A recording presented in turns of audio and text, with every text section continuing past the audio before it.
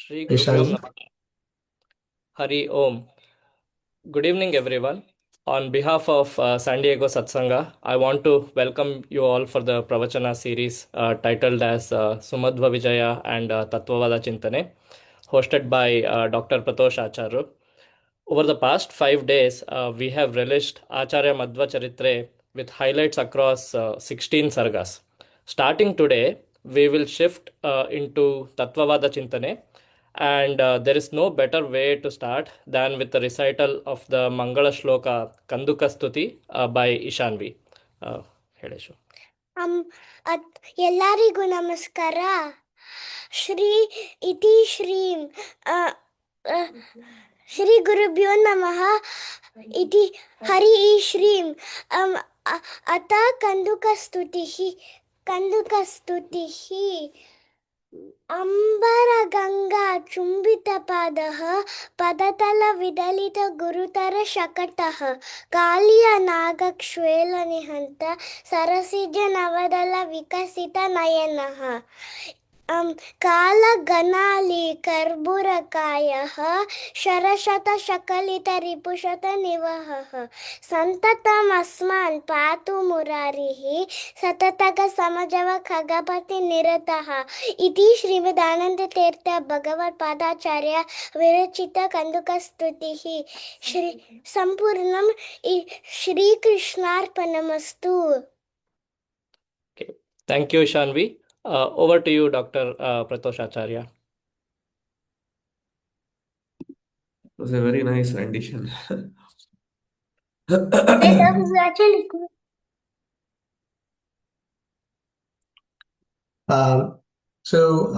We can get started with the questions. We have a few questions, and then we can switch over to the topics. I wanted to ask you, so because there is no Yeah. structure for today, how do you wish me want me to do it today? Okay. We have some questions on the charitre and dharma, like we have categorized, and we can review that quickly, and we can switch over to Tattvavada discussion. Hold on. I have the questions in me if you. So today we'll mostly do question and answer, is it? Yeah. Okay.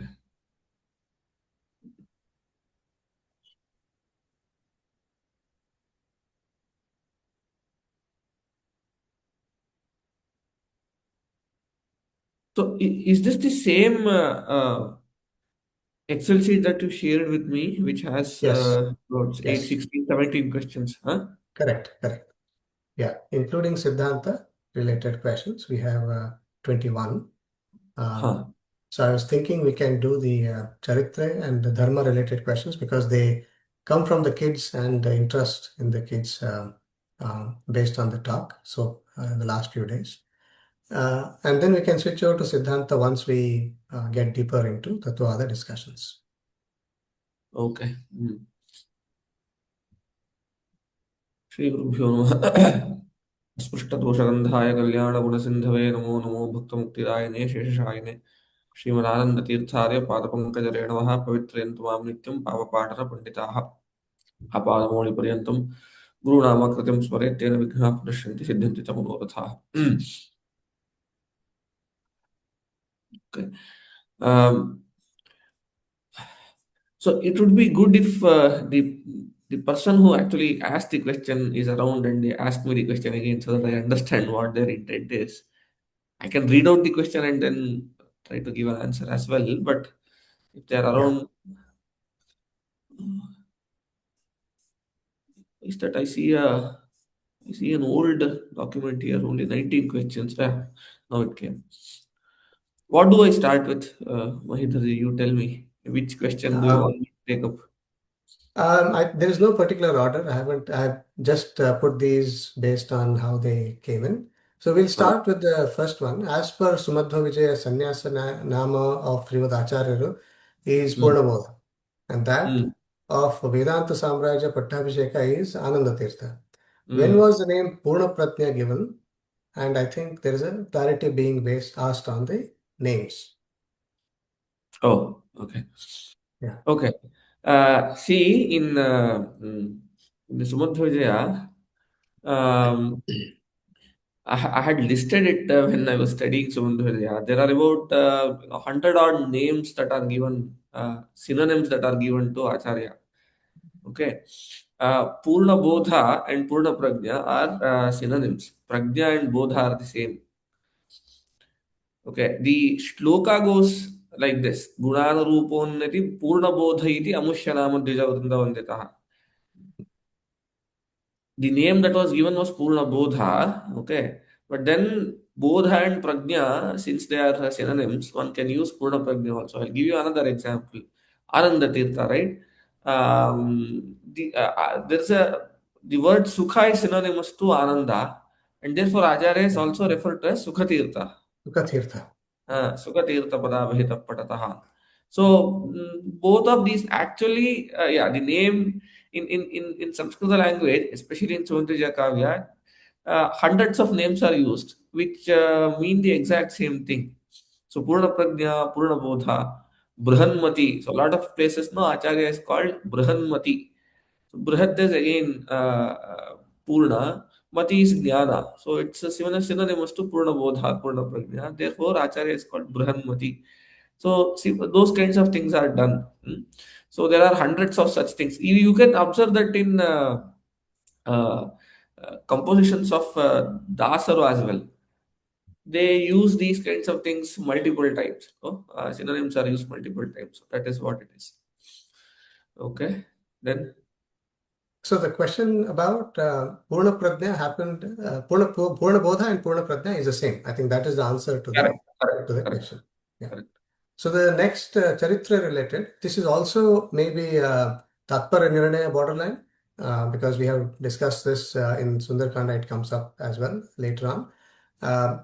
When Hanuma himself is Chiranjeevi, how can he be reborn? Why does he have to be reborn as Bhimasena and Madhvacharya? Oh, I see. Okay. Okay. So to understand this, we have to understand this notion of Samsha Jiva. Okay, there is an idea called Samsha Jiva in Shastras. See, all of us, you, me, and all these, all of us are, we cannot coexist at two different places in the same given time or two different times in the same given place. So we are bound by the coordinates of time and space because we are niramsha. Okay, we can only exist at one time at one place.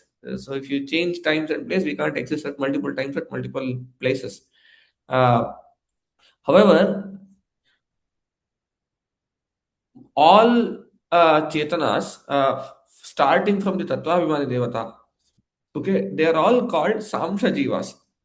What is the idea of this Samshata is that while, see, okay, I have to tell you one other interesting concept. Jiva is considered to be Anu, okay, which is in magnitude, Jivas are microscopic, atomic or microscopic.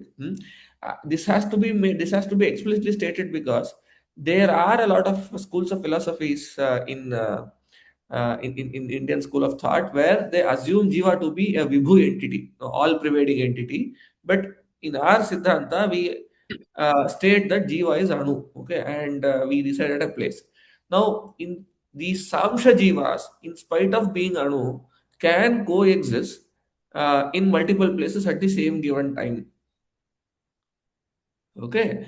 Now, if you see this question from through this particular conceptual lens that I said, it is not technically impossible to for a jiva like Vayudeva to coexist in multiple forms at once.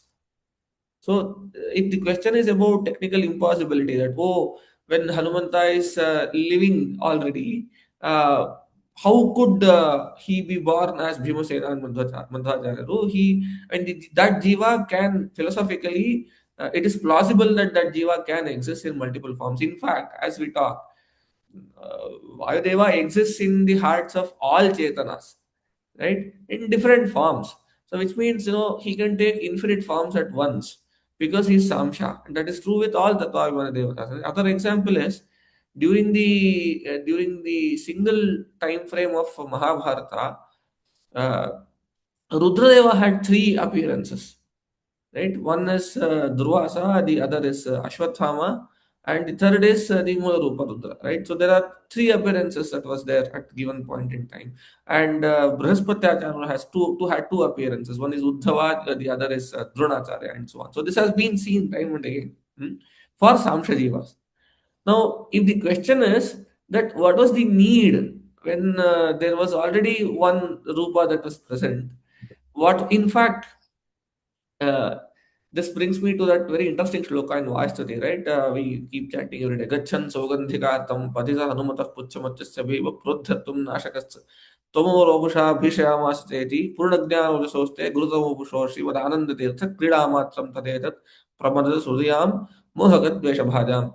So there is this famous story in Mahabharata, right? Bhimasena goes to take that Saugandhika flower, and he is encountered by Hanumanta, and he could not lift that tail and all that story.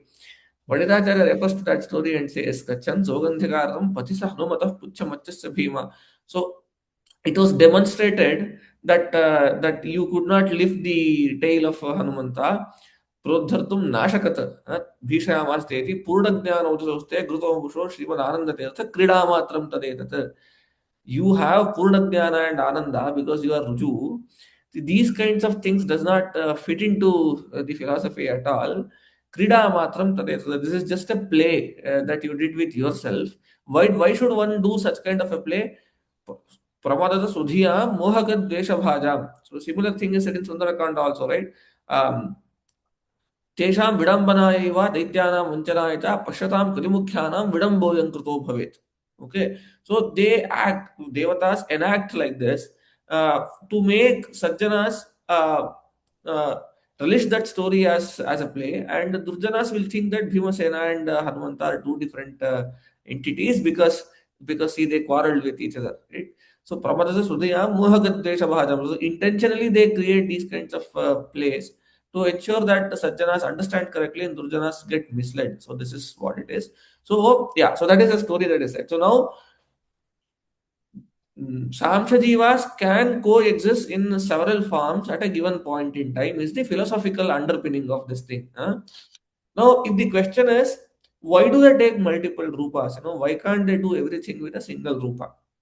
If that is the question, uh, that also is sort of answered in Sumadhva Vijaya. Smrti Kirtana Pranatibhir Vimuktaye Swajanaya Vyati Ayam Aneka Rupatam. Remember, I mentioned about the this work by Raghavendra Tirtharu named Pratasankalpa Gadya, right? It has there's one adjective that is given to Vayadeva. I'll tell you. Um, Bhagavad Upasanaartham Grihita Rupanam. As I said, no, it's very easy to come from left to right. You Going start back from is very difficult. Going back, let me just recall. Um, let Bhagavad me see if I can Upasanaartham find Grihita it. Rupanam. Bhagavad Upasanaartham Grihita Rupanam. So what Vaideva does is to do multiple upasanas. Bhagavan has so many gunas that to do multiple upasanas, he takes multiple rupas. That does different kinds of upasanas in different kinds of rupas. That's what Raghavana Tirtha talks about, or talks while he describes Vaideva. So these three avatars, right, or the three different forms, were assumed for three different purposes. Okay, so Hanuman Avatara was taken to serve the Rama Rupa. Bhima Avatara was taken to serve the Krishna Rupa, and Madhva Avatara was taken to serve the Vyasa Rupa through Jnana.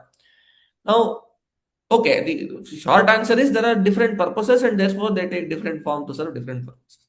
Next question can be, why did even Bhagavan assume multiple forms? Right? We have Rama, Krishna, we have Ananta Rupa, right? Why should he have Ananta Rupa? Okay, one Rupa is enough. I mean, there is no difference between several rupas of Bhagavan. Nehana nasti kinchana, right? Every rupa is exactly the same. Purnamadaha, Purnamidam. So what does the need? What is the need to Bhagavan himself to assume Ananta rupas? So this can be tackled in multiple ways actually. One is said in Sumadhva Vijaya itself, Smrti Kirtana Pranatibir Vimuktaye Svajanaya. See, what happens is there is this very deep philosophical idea which is called the Bimba Rupa, which is there are infinite jivas, okay, and every jiva, including us, will have a particular Bhagavad Bimba, okay, uh, um, which is the Bhagavad Rupa that resides with this jiva from eternity and to eternity. I mean, I should not be saying from eternity to eternity because that itself is a, a paradox actually. Yeah, so it exists with jiva for eternity. So that is called a Bimba Rupa, and this Bimba Rupa is different for different jivas. That is why the ultimate step in one's sadhana is when a guru who is called the Swarupodharaka Guru. Okay, that word is used very loosely today in these days. No, everybody calls everybody a Swarupodharaka Guru. The actual Shastric meaning for that word is that this Swarupodharaka Guru will come and he or she would have realized what is the Bimba Rupa of a particular jiva for him for which he or she becomes a Swarupodharaka Guru, and they do an Upadesha of that Bimba Rupa, and the actual sadhana of Upasana starts from that point in time. Okay, so then the Bimba Rupa has to be contemplated upon for several janmas, and then one would get Aparoksha Jnana. In fact, it is this Bimba Rupa Darshana that is called as Aparoksha Jnana. See, rupas like Rama and Krishna were actually seen by a lot of people. They were actually seen by even Tamayoga Jivas, right? Duryodhana was interacting with Krishna on a daily basis. Now, that just having the darshana of Bhagavan does not liberate one. That is not moksha. The aparoksha jnana is the darshana of Bimba Rupa. And every jiva will have a different, unique Bimba Rupa. So, why is this? Is because jivas are taken to be reflections, pratibimba of Bhagavan. So now what is this idea of Pratibimba? In our Siddhanta, no, Amsho Nana Vapareshat, the idea of Pratibimba is conceived like, see, Tad Bhinnatve Sati, Tadgata Kinchit Sadrishyam. What is the idea? The idea is that we are different from Bhagavan, but we are reflections. We can be seen as reflections of Bhagavan in the sense that we share a lot of commonalities with Bhagavan. In what sense? We think we are Chetanas, Bhagavan is Chetana. We have Jnanananda, Bhagavan has Jnanananda, but in infinite form, that's it. So now, because there are infinite jivas in number, every jiva has a Bimba Rupa, that makes it Ananta Rupa. So that is one way to look at it. That's why Bhagavan has Ananta Rupas. Okay, and different upasakas, right, have to do an upasana in different forms. So, for instance, in the case of Narasimha Avatara, if you look at Bhagavata, that avatara had to be taken to serve a particular purpose because the Hiranyakashipu, right, this guy asked a boon in one particular form. That is why, Satyam Vidhatam Nidavritya Bhashtam. There is that famous shloka in Saptama Skanda Bhagavata. Vyaptincha bhuteshu akileshu chatmanah adrishyata atyadbhuta rupamudvahan stambe sabhayan namrugam namanusham. So Brahmadeva had given this weird boon to Hiranyakashipu saying that you will not die by XYZ and all that. He had to ensure that all those boundary conditions are taken care of while he took that particular rupa. Right? And when he took Vama Rupa, he took it because Bali was there and this purpose had to be served and so on. So exact same description can appear in the case of Vayudeva as well. I think I answered it in multiple ways, right? So one, they do exist. Come again, they do exist, but they take several rupas because they are samsas. They take it because they have to serve Bhagavan in different rupas, and there are different purposes that are there as well. Yeah, hope it gives some. An extension of that same question that we got on the chat is Vayudeva to Swagata Bheda Vivarjita, like we talk about? Come again. What is the question? Swagata Bheda Vivarjita. Is Vayudeva Okay. also? Oh, why Vayudeva, right? Even we are Swagata Veda Vivarjitas. Okay, this is a deep philosophical idea actually. Right. See, every jiva is taken to be Jnanananda Swarupa. Just Yeah. like Bhagavan is Jnanananda Swarupa, even Jiva is Jnanananda Swarupa. What does that actually mean? Uh, okay, see, I can convert all these questions into a very deep philosophical question and go on. I can do an entire 1 hour session on these ideas. They are very, very deeper ideas actually. Anyway, the thing is, see, we do not, it's not that we possess happiness as Jivas, it's that we are happiness. The Right. analogy is you cannot separate sweetness and sugar.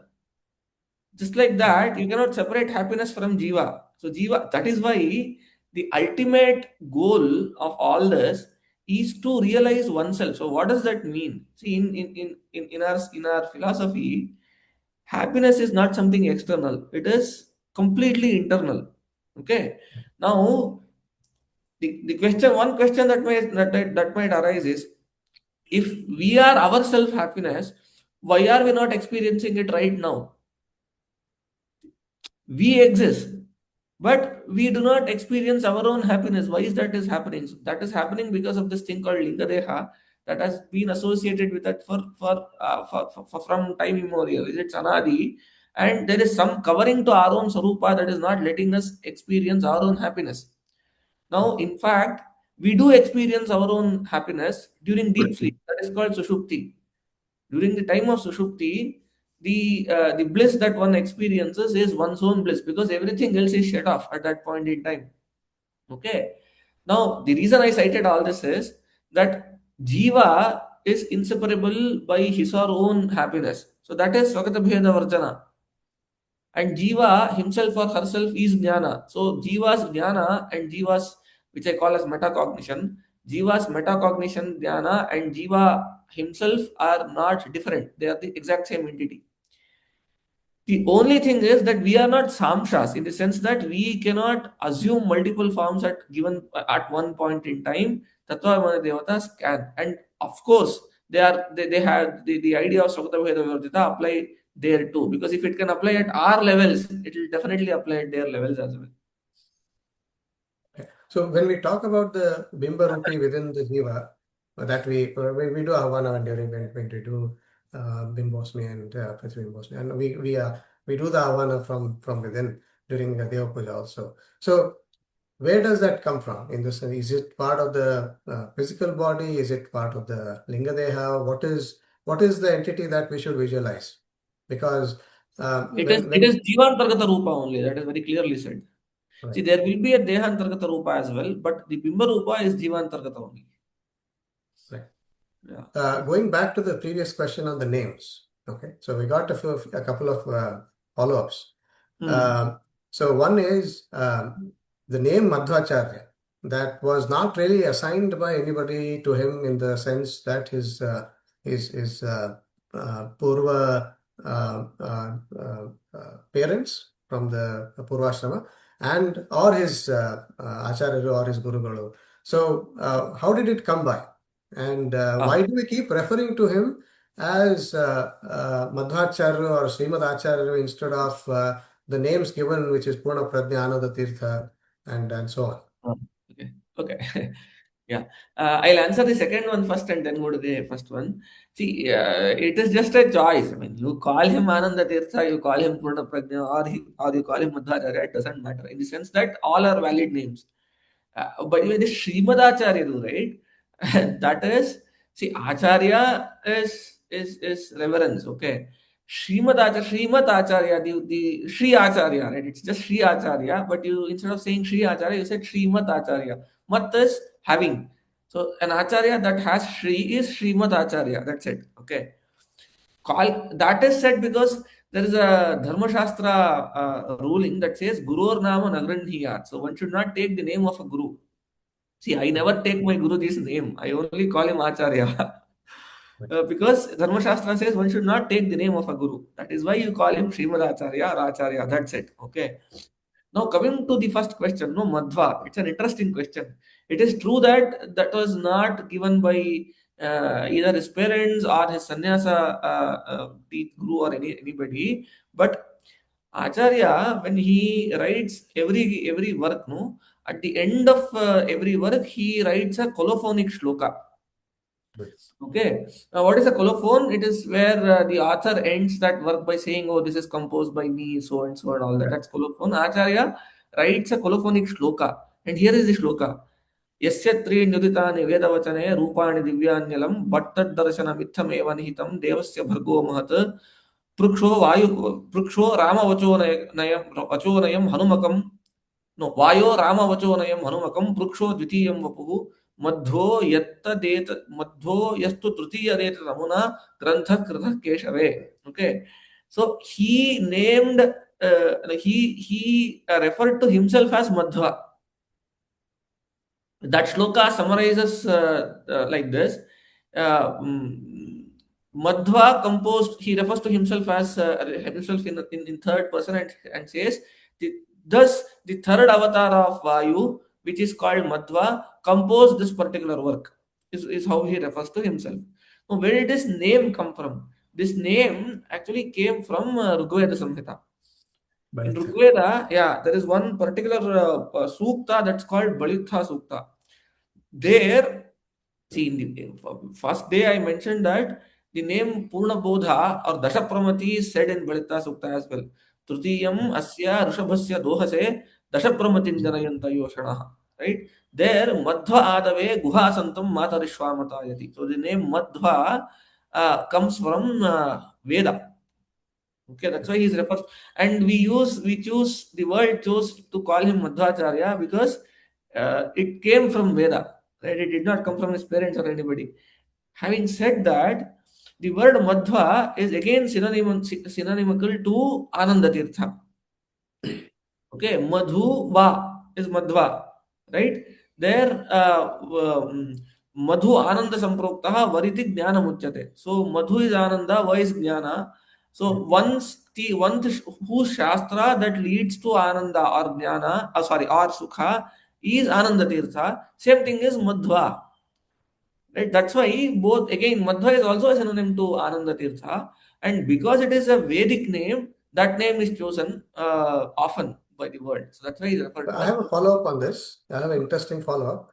Uh, So in the initial Dwadasha Stotra compositions, he calls himself Ananda Tirtha in some of the towards the end of the Dwadasha Stotras.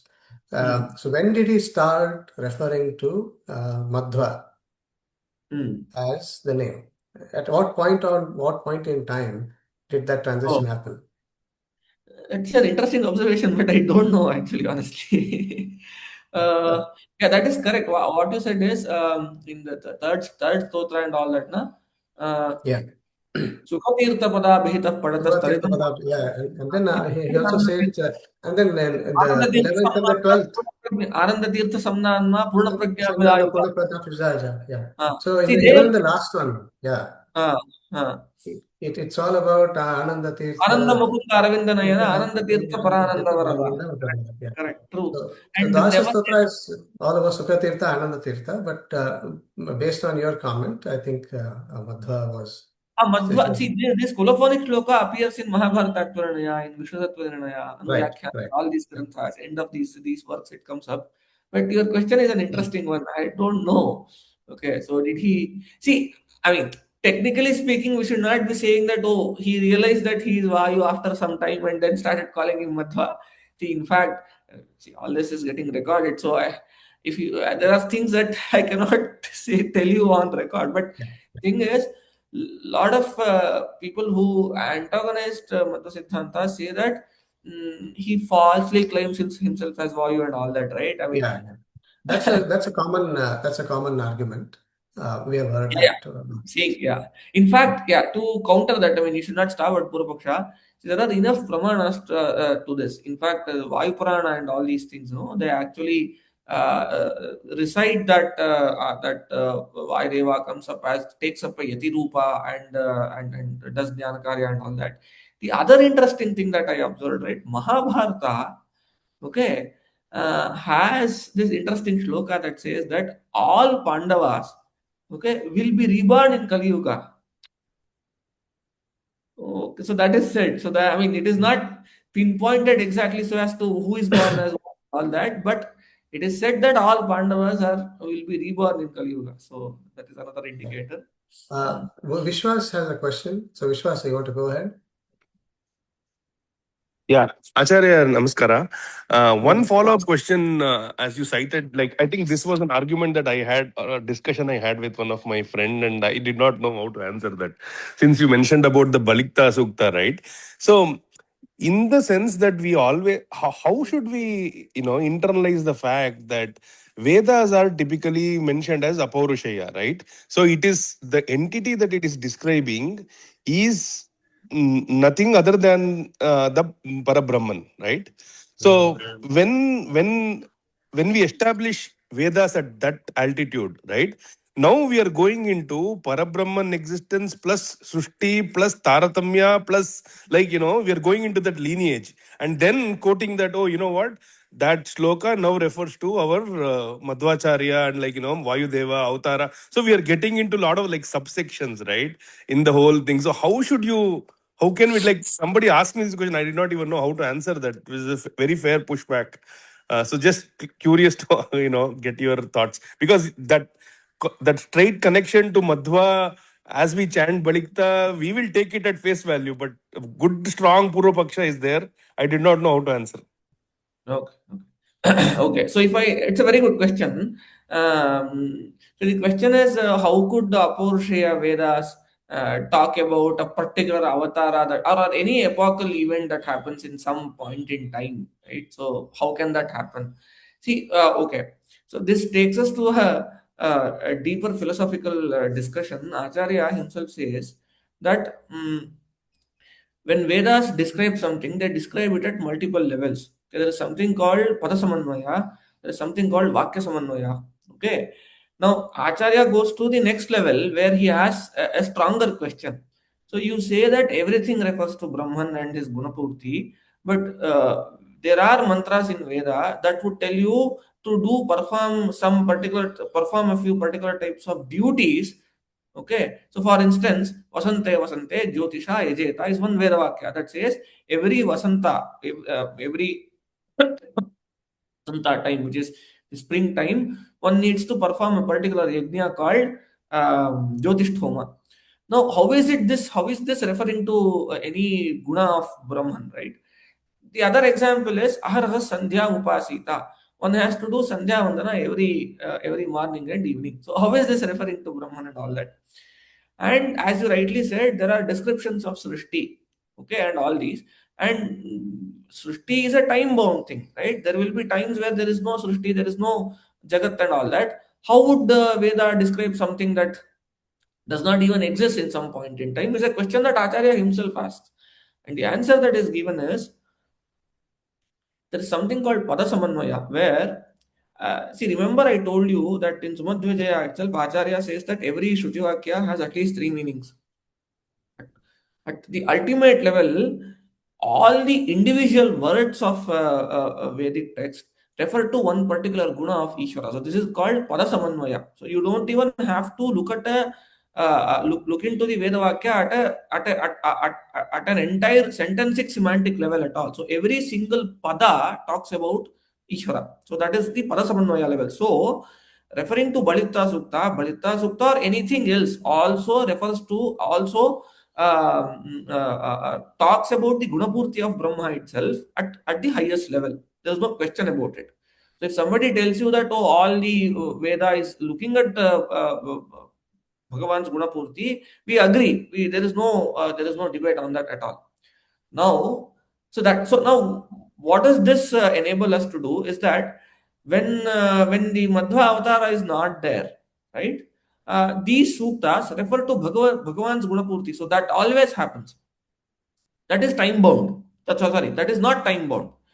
Now, when the Veda can be interpreted at the other level as well, where so okay, so there is one other sukta that we chant every day. No, it is called the Ambrini Sukta. If you know what I'm talking about, Yeah. there's this Aham Rudre Bhir Vasubhis Charami and all this. This is one example of multiple suktas where the word Aham is used. See, Aham refers to me in Sanskritam, right? So some rishi or somebody is saying that, oh, I will do this, I will do that, and all that. The question is, if Vedas are apaurushaya and timeless, how can they have words like me and I, which refer to an individual or an entity? Okay, and Vamadevo Abhavat, Aham Manurabhavam Suryascha. There are references to individuals, rishis and individuals in Vedic mantras. How can this happen? All these questions are similar. What Acharya says is that Vedas true are apaurushaya, but abhipraya nivesha can happen. What does this mean? See, let's say that that there is okay, let me construct this analogy properly so that you get a clear comprehension. Um, okay. So let's say that there is this post called there is this office of prime minister of a particular country, and every time a new person will get elected, and they come and say that I am the prime minister of this country. Now, the same vakya is being repeated by multiple people. So every time that I refers to a different person, in spite of it, that vakya can eternally exist.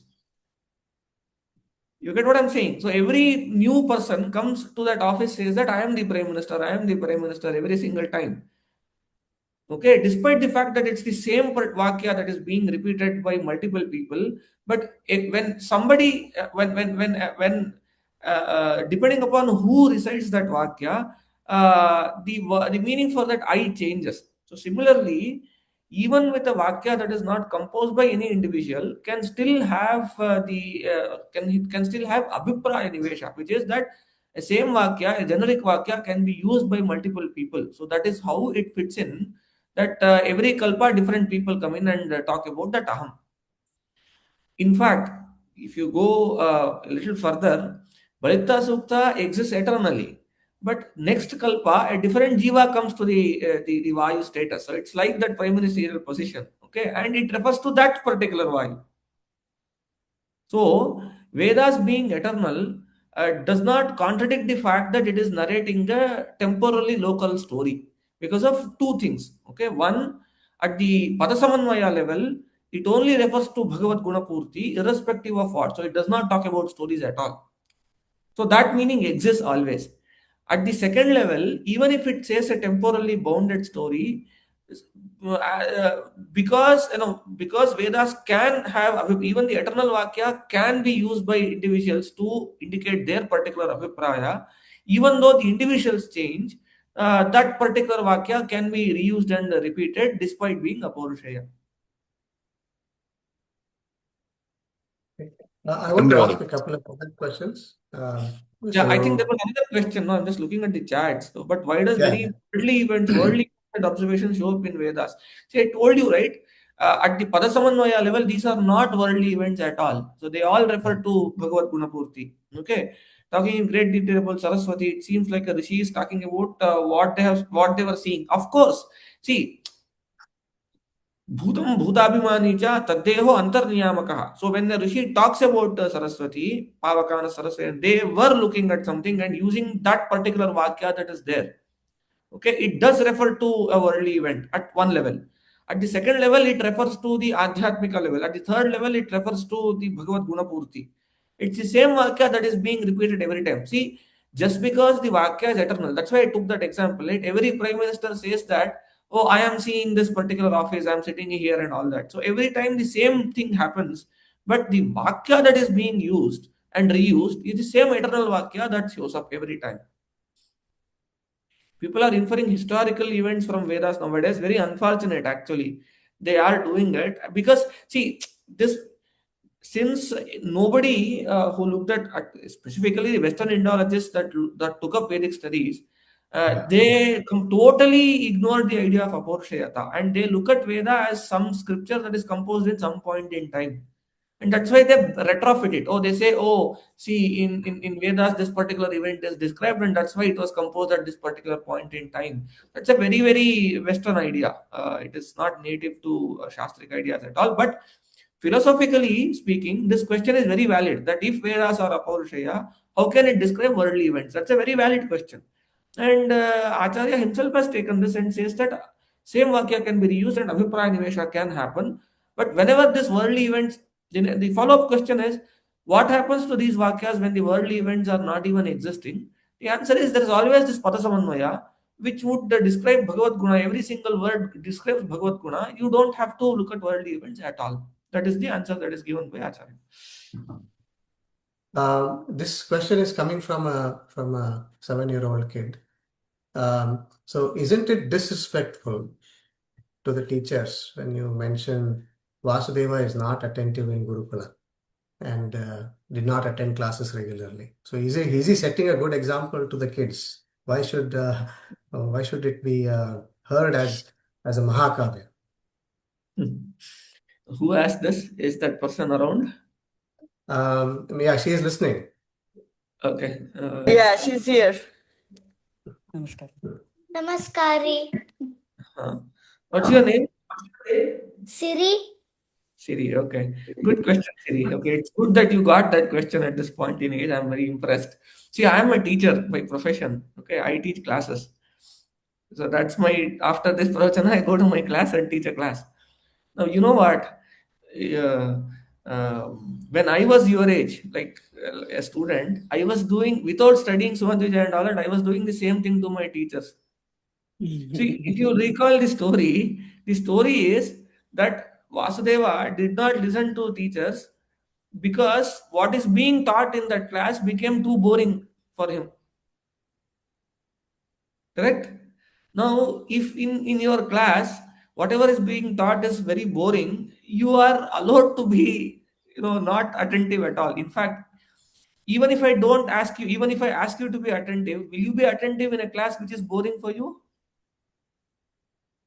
Yeah. You won't. You won't, right? Yeah, I want. So that's the reality. So Sumadhva just stating reality. In a class, children will not be attentive if teacher teaches something that is not interesting for them. So it's the Vasudeva or Madhvacharya is indicating that teachers have to learn to make class interesting. Otherwise, your students will be disrespectful and they will not be attentive. Okay. So I learned from that. Now that I'm a teacher, I learned that I have to make sure that my classes are attentive. That's one way to look at it. The other way, hope you understand English. You do, right? Yeah. Okay. The other way to look at it is, see, only students like Vasudeva can afford to do that. Why? When his teacher asks him back, "Oh, why are you so non-attentive in class?" You know what his answer is? His answer was very straight. He said, "Oh, you asked me to repeat the same stuff 100 times, so I don't like doing it." Okay, if a student tells me that, say I'm a teacher, I told you, right? If a student tells me that he or she does not like what I am teaching, I would get angry and ask the student to teach me things that I do not know. See, what grade are you in? Second. You are in second grade. Let's say that you start feeling boring in class and you are not attentive, and your teacher asks you, why are you not listening, and you answer back saying that I'm whatever you are teaching is boring. So if I were your teacher, I would have asked that, if you are so smart, okay, tell me something that comes up in grade 8. Okay. Now Vasudeva was actually asked that question. Will you be able to answer that? You will not be able to. Most of us will not be able to answer that. But you know what Vasudeva did? He started saying things that comes up in grade 8 when he was at grade 2. Okay, if a student can afford to do that in a class, if a student can answer things, if a student can know things beyond their capability, then there is no point in sitting in class. In fact, this is not for kids, this is for adults that are there. See, I've been in the business of pedagogy and academia for about 8-9 years now. Whatever I hated as a student, I implement that as a teacher. For instance, I don't believe in this idea of taking attendance in a class. So I don't care who comes and sits in my class. I don't care. So I tell my students that come to my class only if you like it. It doesn't matter if you come and not that. I'm duty bound to actually give you a letter grade. You have to write exams and assignments, whatever it takes to get your grade. Do it, get your grade, and get lost. I don't care if you are sitting in class listening or something. Only if you are interested, you come. So, in an ideal classroom, a classroom has to be a place where both the instructor and the students enjoys the interaction. Otherwise, there is no point, isn't it? So Vasudeva is only demonstrating that. Don't force students or kids to sit in a place which they don't want to sit in. So it is not at all disrespectful. Okay.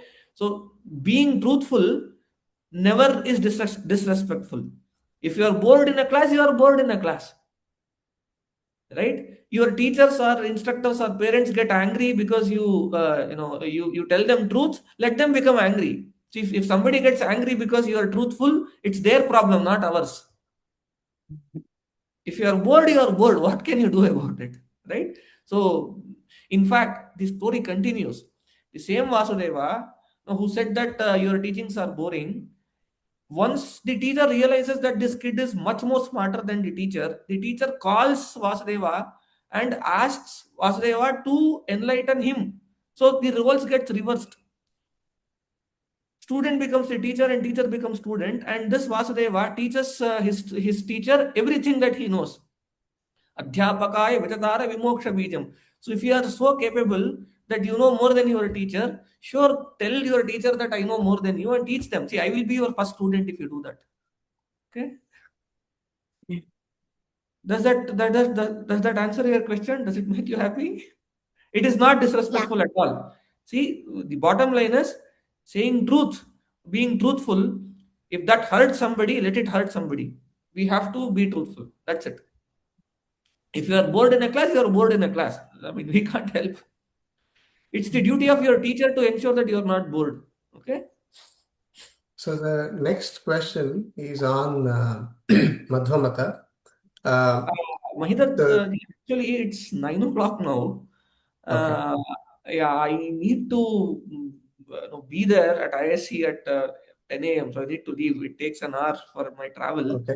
Maybe we'll Okay. continue. There's one. I'll take one question that is related Yeah. to what we Let's discussed. There's one thing that let's is take related. one question.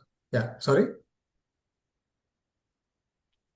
Uh, if Acharya's avatara is mentioned in the Vedas, would the avatara take place in every Kali Yuga, and the names given to him would be the same?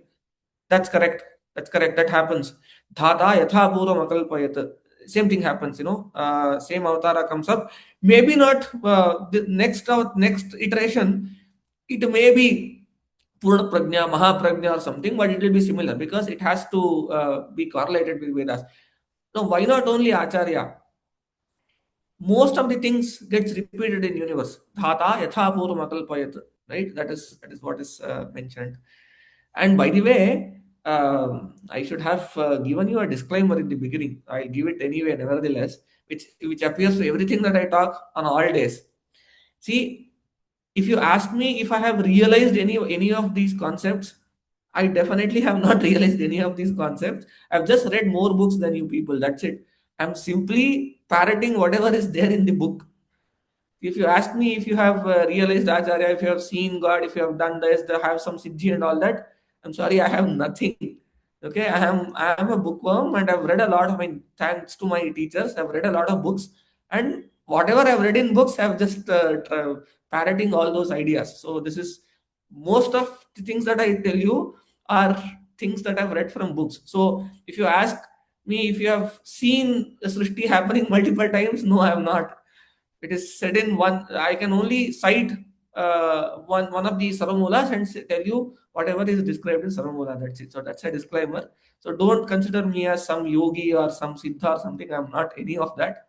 I'm simply a curious student who have keeps reading things and yeah. So just parroting things that are there in books. Okay, so with that, I'll just stop today. Mat prerakena harina ya puja sakarita vagyamya rupaha lakshmisha ya prinatu keshava. Shri Krishna Namaste. Actually, I just realized, no, I thought, oh, there are only 20 questions. It looks like every single question I can take that for one. Yeah. So, yeah, 3 days will be We'll covered. continue the Q&A. I think we'll cover a lot of Tattvavada tenets during this discussion. And we have more loaded questions which are part of Siddhanta category. So we'll probably we'll see. We'll discuss about how to extend it in the talk. Sure. So very interesting discussion today. Sorry. How have you named these two girls? Are they twins? No, they are not. This one is Shruta, Saraswati. This is Pratha, Lakshmi. Pratha, is it? Pratha. Pratha and Shruta. Very nice. Okay. Yeah. Okay. So a very interesting discussion today. We will continue with the Q&A tomorrow as well. We have a lot of questions to cover, and we have a few more questions added to the list. Now I realize that we have a lot of questions to cover. Okay. Okay. All right. So, like every day, we will be singing Pranadevara Dasara today as well before we conclude. This is a Mahipati Dasara composition on Yeduguresha, where my father's lineage comes from. Hare Srinivasa. Hare Srinivasa.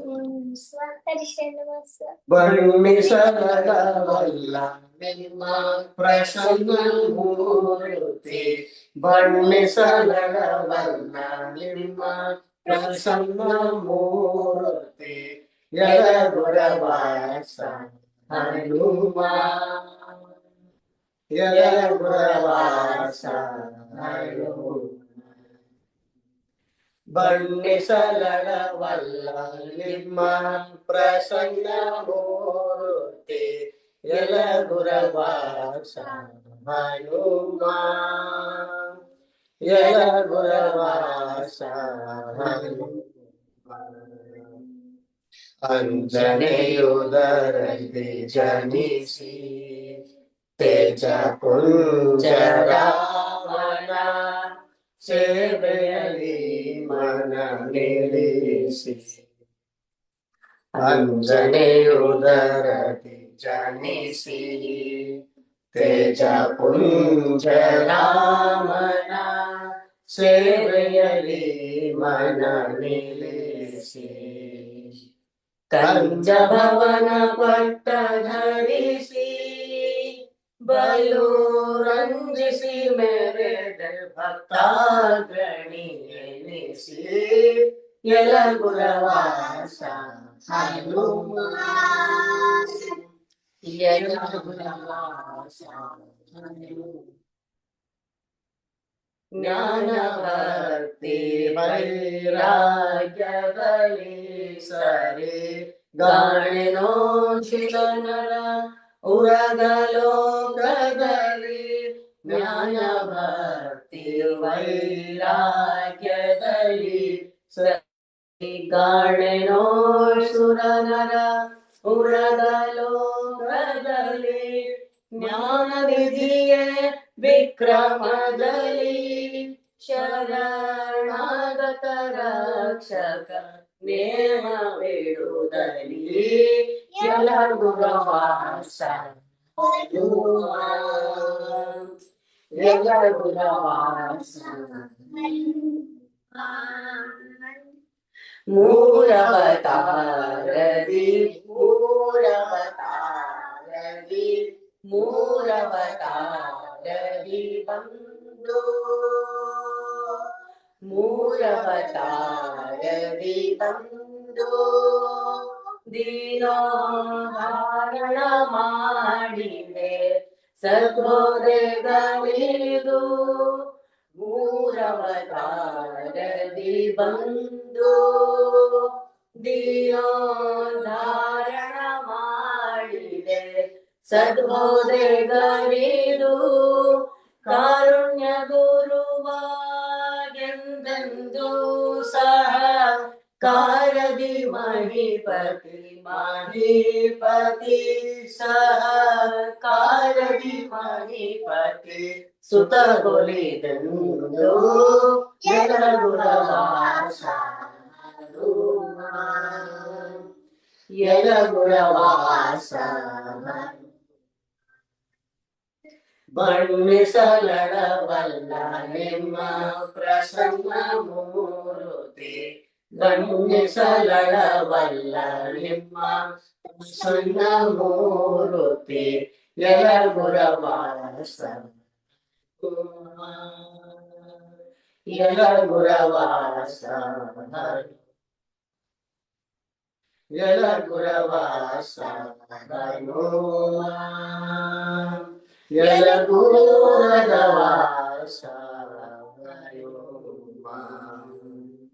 Hare Srinivasa. Hare Srinivasa. So we'll continue with the series tomorrow, and we have a lot of questions to look at and get them answered. So for ending today's session, Sri Krishna Arpanamastu. ಧನ್ಯವಾದಗಳು. ಹರೇ ಶ್ರೀನಿವಾಸ.